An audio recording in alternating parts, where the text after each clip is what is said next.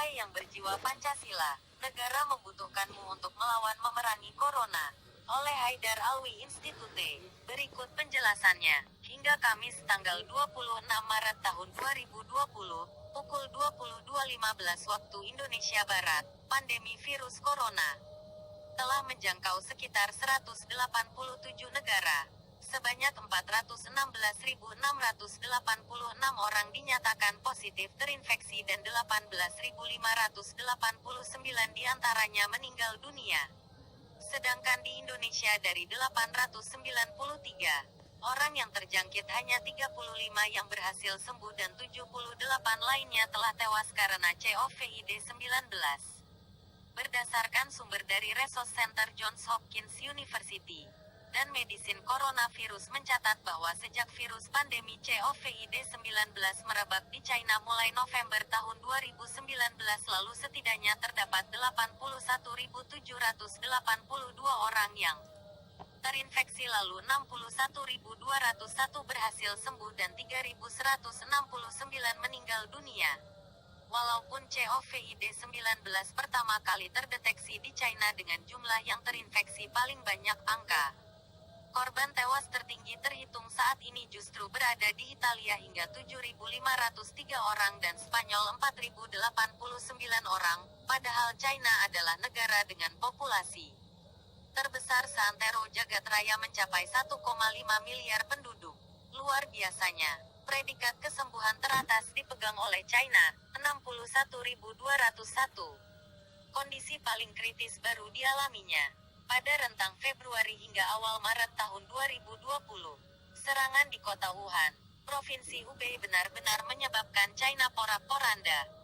Saat itu, negara-negara di dunia dan organisasi internasional bahu-membahu memberikan pertolongan berupa masker dan peralatan medis lainnya. Alhasil, jumlah kasus di negeri tirai bambu tersebut hari demi hari semakin menunjukkan penurunan. Namun tatkala China berhasil bangkit dari keterpurukannya, corona yang menyebar tidak terkendali ke berbagai belahan dunia. Hampir seluruh negara gagal menggunakan kesempatan ketika wabah masih terpusat di China untuk langkah antisipasi dini penyebaran virus corona. Mereka yang awalnya prihatin atas apa yang menimpa Tiongkok atau bahkan mungkin ada juga yang mensyukurinya, kini berbalik prihatin pada nasib bangsanya sendiri. COVID-19 menjelma menjadi pandemi global yang dalam waktu singkat mampu melumat kedikdayaan dunia. Akan tetapi, China bukanlah bangsa lupa diri. Setelah perjuangan berat mengantarkannya lepas dari jerat COVID-19 kini, ia pun mengalihkan sumber daya yang dimilikinya ke negara-negara yang sedang kewalahan melawan keganasan virus corona baru. Meski belum sepenuhnya pulih, alat-alat kesehatan hingga tenaga medis dikirim ke Jepang, Irak, Peru, Spanyol, Italia, Perancis dan tak terkecuali Indonesia serta negara-negara lainnya.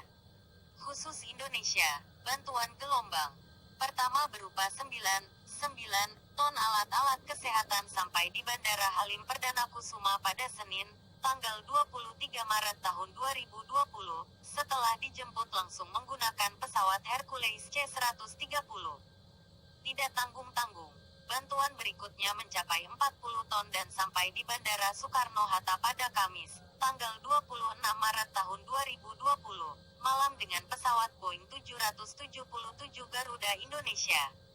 Bantuan ini diinisiasi oleh Kementerian Koordinator Bidang Maritim dan Investasi bersama Asosiasi Produsen Listrik Swasta Indonesia, APLSI.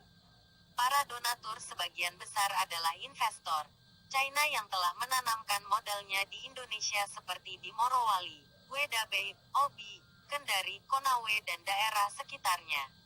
Sungguh menyedihkan dan memalukan ketika pemerintah dan dunia internasional bergandengan tangan saling bantu dan peduli. Sebagian kalangan di Indonesia hanya berpangku tangan. Mereka sibuk mengkritik, mencaci dan menghina, nyinyir di media sosial tanpa berbuat apa-apa. Entah karena tak punya hati, akal dan perasaannya pun mati, benar-benar tak peduli atau lantaran menghamba diri pada agama dan perbedaan pilihan politik. Suara pendukung tak beradab yang diwadahi oposisi hingga barisan sakit hati bersatu menjadi konspirasi. Mulai Dari menebar ketakutan, membuat masyarakat panik mengeruk keuntungan ekonomi hingga terang-terangan ingin menjatuhkan pemerintahan demi kekuasaan. Benteng kebersamaan yang sedang dirangkai berusaha digerogoti.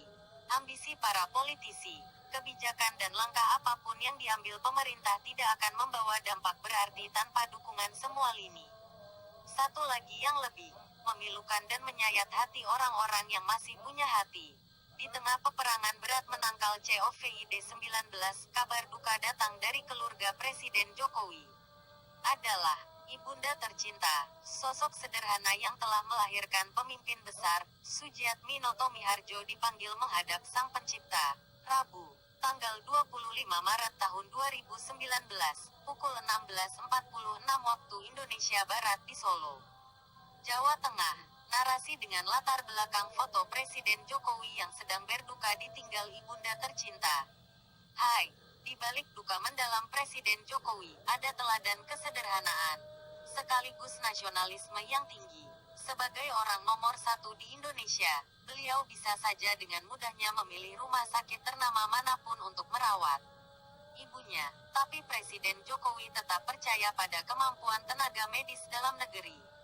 Tadinya di balik ketegarannya berjuang demi bangsa dan negara di tengah pandemi virus corona, tersembunyi kekhawatiran akan ibunda tercinta. Hanya pemimpin besar yang bisa melakukannya dengan rapi dan dialah Presiden Jokowi. Kita sungguh beruntung memilikinya. Siapa yang tidak akan bersedih kala kehilangan seorang ibu? Kita masing-masing pribadi yang pernah mengalami, butuh berhari-hari untuk pulih walau duka abadi di dalam hati. Apalagi dalam situasi Presiden Jokowi yang tidak hanya memikirkan diri dan keluarganya sendiri. Keselamatan 270 juta rakyat Indonesia berada di pundaknya. Coba bayangkan betapa beratnya beban yang harus ditanggung oleh Presiden Jokowi. Dilansir dari Tri Channel, belum genap sehari pasca ditinggal pergi, di kala duka masih pekat menyelimuti, beliau harus kembali mengurusi nasib bangsa ini. Itu pun masih banyak yang tidak menghargai dan bahkan mencaci maki. Ibunda yang tak akan kembali lagi. Namun, jiwanya luas seperti samudera, hatinya sedalam palung lautan, tegarnya laksana batu karang dan ketenangannya ibarat hembusan angin malam. Ia dan keluarganya tak bergeming, membalas hinaan dengan memaafkan. Wahai semua, tidakkah kita punya rasa malu? Kita yang berada tak peduli pada saudara, kita yang berkuasa tidak berbuat apa-apa.